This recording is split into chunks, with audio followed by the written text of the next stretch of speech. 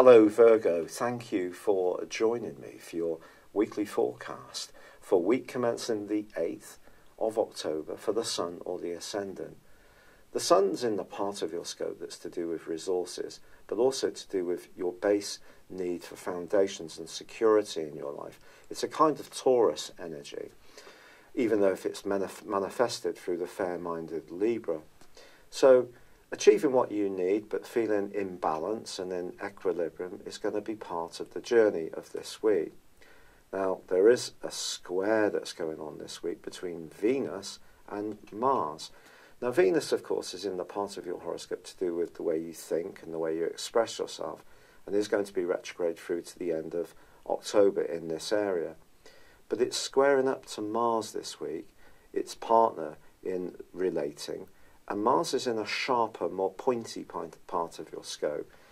And it just points towards, pardon the pun for me, that you don't try too hard around relationships.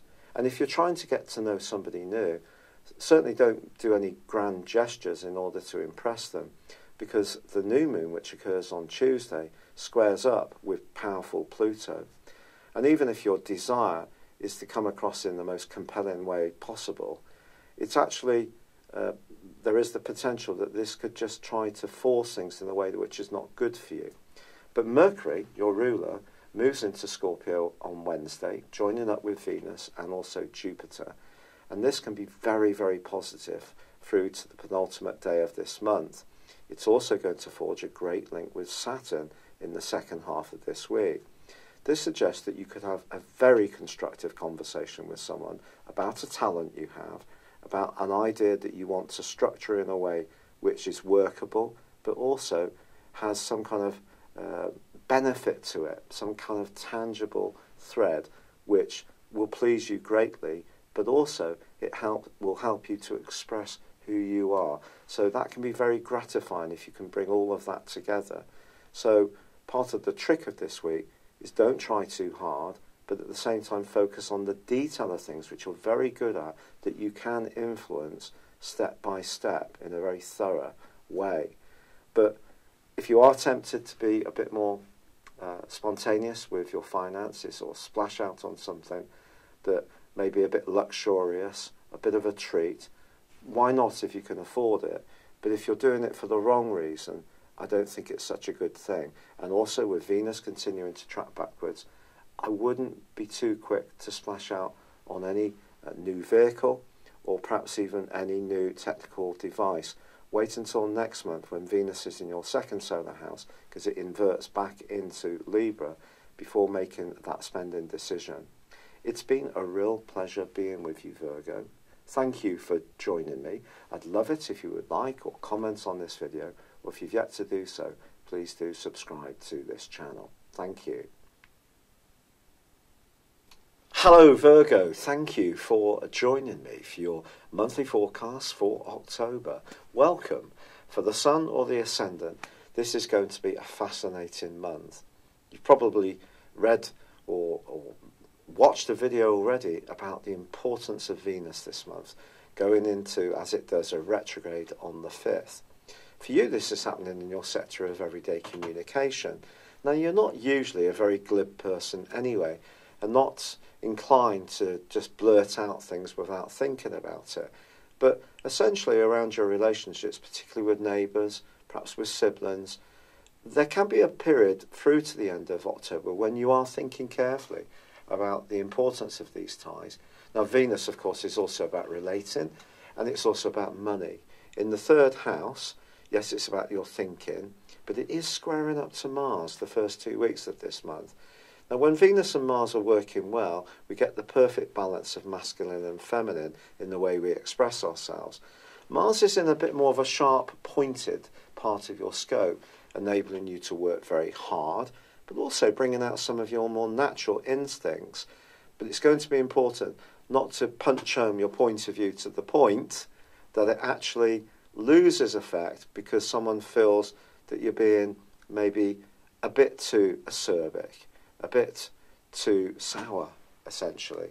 So Venus's energy is softened a little bit or weakened. So just be aware that Mars can help you work hard. It can help you to say how you feel, but also consider consequences of what you're saying. Now, the Sun and Mercury, your ruler, certainly in the case of Mercury, spend the first third of this month together. Then Mercury moves into your sector of everyday relating to, joining up with Venus and also with Jupiter. But the Sun on the second in the sign of Libra, which for you is very much about resources, money, and your values, squares up to the Moon in Cancer, which for you is friendships. It's your group activities, it's your longer term future. Some kind of compromise over a financial matter or a value issue may be needed in the following week. However, then on the 5th, Venus goes into that retrograde. I don't think it's the greatest time through to the end of this month to maybe be considering buying a new mode of transport or any new technical equipment, PC, laptop, whatever, because Venus could maybe surprise you because you may rethink some of the ideas you initially have. So I think it's going to be a fluid time, put it like that, especially with Mars's presence there, potentially causing some impatience. Now, Uranus, of course, the planet of surprises, had been tangling with Mars from the second week of May pretty well to the end of September. The great news is that that aspect has come to a close. That's something we can all celebrate. It's not going to be repeated again for a while, not across those two zodiac signs of Taurus and Aquarius. But Uranus does stay in a part of your horoscope that's very much to do with freedom, travel, adventurism, a desire for a more stimulating existence. And it's still going to be very influential this month, as I'm going to tell you, as the days go past. But we do have, on the 10th, Mercury, your ruler, moving into the 3rd house, and that can help to sharpen up your thinking a little bit and help to overcome some of the muddliness that could come from Venus, because your communications with others may not be completely clear. Mercury will help a little bit, there's no doubt about that. And in fact, just to tell you, Mercury goes on to forge between the 20th and the 25th a sensational angle to Pluto. So if there is something that you want to tell people about that's important to you, those days can really help you to articulate it in a very crystal clear way. Find time to go for it, therefore. Now, we do have at the heart of this month, well, on the 9th to be precise, a powerful new moon, which ordinarily would help you to grapple with your resources over the following month in a potentially improving way. Now, resources obviously can point towards money. This new moon, however, does forge a quincunx with Neptune and also a square with Pluto. So it does require some care. If you're talking about any kind of money-making possibility or venture, especially with someone that you are perhaps known to in a more friendly way, if that's the case, make sure you have very clear terms of reference. If you're getting into something in a more speculative way with any kind of tie, the new moon and Pluto doesn't work quite so well, because Pluto can be about force. It can be about desire, of course, and maybe you could force the pace in trying to make an improvement to your financial affairs, which means that you may benefit, but someone else may be out of pocket. Remember the principle of natural justice with Pluto. We all have to remember this. And I wouldn't think generally you're someone who's going to just splash out money without too much consideration, but even more so, try to resist any impulsive tendencies on the back of this new moon. That brings us up to the quarter moon of the 16th, which occurs in Capricorn, where of course you have already Saturn and Pluto. Now, this is the part of your horoscope that's to do with joys and pleasures and self-expression, and Saturn could not hardly be linked to any of those adjectives, could it? Saturn's very much about toil, obstacles, graft, really sticking at things. And if there is something that you are developing that is demonstrating your flair, putting in the application and the perspiration is still going to be crucially important. However, on the 23rd, the Sun does move into Scorpio, which I think for you is very, very good, because water is carried by earth. We've only got to think of a riverbed. So as the Sun moves here, it then meets with the reversing Venus. So we have a conjunction. And your words could be very, very potent on the back of this. You could say something highly meaningful and sincere, which could have a huge impact on the listener of your message. But on the other side of the heavens is Uranus. So Uranus opposite Venus, Uranus opposite the Sun. This creates a lot of electric energy, and particularly around your thinking, and particularly around your communication.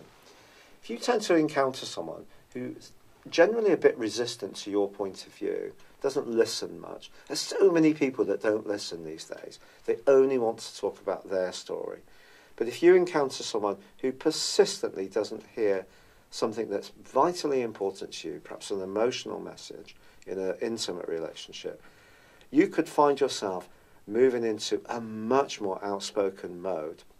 And I said to you before about Venus squaring up with Mars, to try not to be too pointed. Well, this will get to the point where you will have your say, because the full moon, which occurs on the 26th, is conjunct with Uranus in the sign of Taurus. It's also going to be forging a grand fixed cross with the North Node, which is in a very tender part of your house.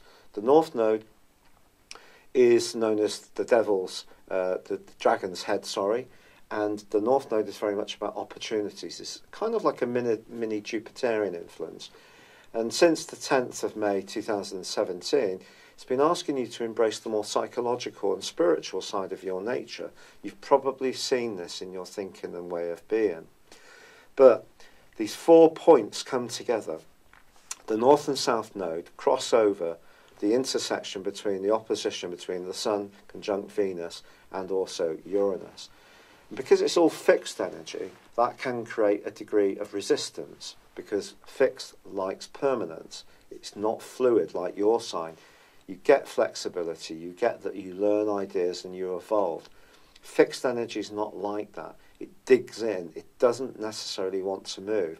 So that's why I'm saying, if you encounter someone who doesn't want to hear your message, or you're feeling much more spontaneous, and maybe it's your own inner blockages that you need to challenge here, Virgo, something has to give. Your voice will be heard. You could do something completely spontaneously, and it can be like a breath of fresh air.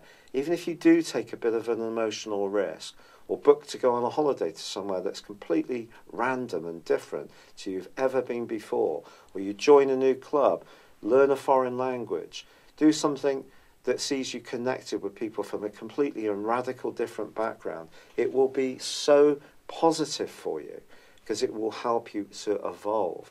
Now, your ruler Mercury moves on the last day of this month into Sagittarius, which is very much to do with your home, family and emotions. And after all this electric energy, tension and pulsating vibrations, I think you might be in the mood for a bit of a breather, to be honest, which would be understandable. But I think all this is hugely exciting. So although Venus is retrograde this month, you can see there's loads more powerful stuff going on that's complementing it as well. And I think some buried emotion could come up in that last week of this month. But if it does, even if it does lead to a row, a bit of a frank exchange, you leave a job that's dogged you for years, you get yourself a new mode of transport, even if I'm suggesting it's not necessarily the best thing to do, but you show a bit more of a rebellious side, it really will be good for you in some way. Now, of course, every action has a consequence, and I'm not advocating that you do anything like walk off your job, walk away from a relationship, but I do think you need to speak out. So if there's anything you've been bottling up, let it come to the surface. It will be really good for you emotionally and physically too. And I just think all sorts of new energies are going to be pouring, and new ideas are going to be pouring into your thinking as this month draws to a close. It's been a real pleasure being with you, Virgo. I'm still struggling with the rheumatoid arthritis.